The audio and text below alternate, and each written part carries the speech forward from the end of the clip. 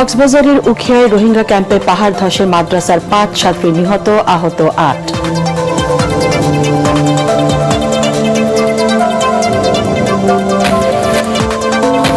বৃষ্টি ও পাহাড়ি ঢলে প্লাবিত চট্টগ্রাম, কক্সবাজার সহ পার্বত্য অঞ্চল।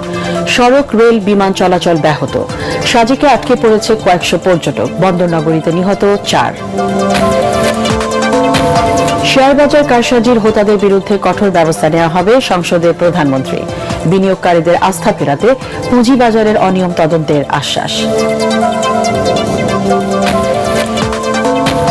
জুলাই সনদ নিয়ে প্রতারণা করছে বিএনপি, মন্তব্য বিরোধী দলীয় নেতার। প্রতিশ্রুতি না রাখায় রাজনীতিবিদরা জনগণের বিশ্বাস হারাবে।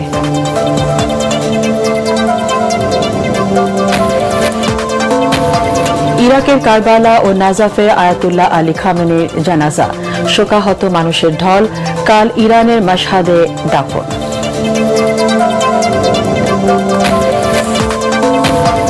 এবং মিশরের বিরুদ্ধে শ্বাসরুদ্ধকর জয় আর্জেন্টিনার।